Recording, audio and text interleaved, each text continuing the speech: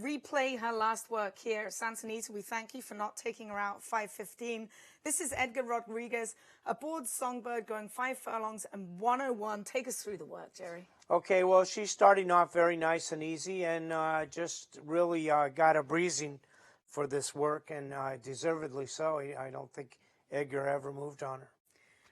We're going to take her around the turn, and she's a filly. We spoke about this work right after, and you mentioned something to me, and I looked back at it about how fluidly she switches leads. Right, you know, it's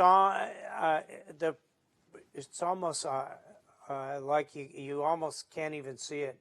So she goes real smooth. She doesn't do that as smooth when she gallops, but working, she's right on cue. Jerry, she's got a lot of miles under her belt this year especially, and going to Saratoga.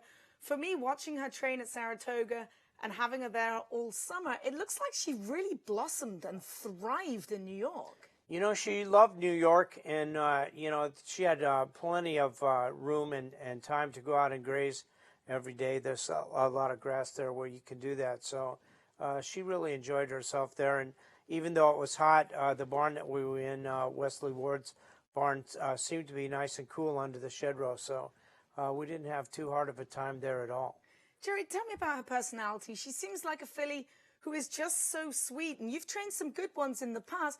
Compare her to perhaps Pike Place Dancer, who maybe could have took your arm off.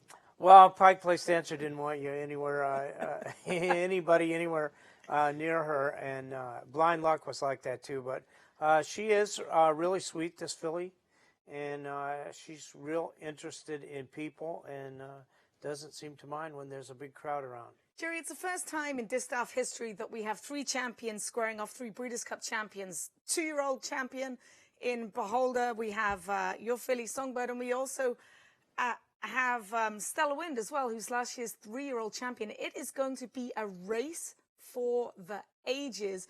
Everyone has their fair bit to say about her, but from what we've seen her in the morning, does she need the lead? I don't think so, and she's run off the pace, up on the pace, So, I mean, you know, she'll do whatever Mike wants her to do.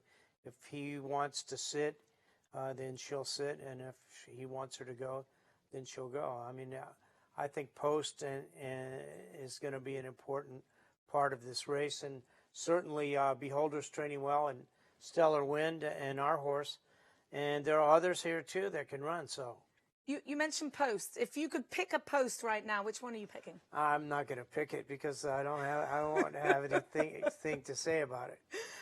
Jerry, you mentioned her kindness and how Mike can put her anywhere he wants. Is this part of what's made her so great up until now, that she's so rateable?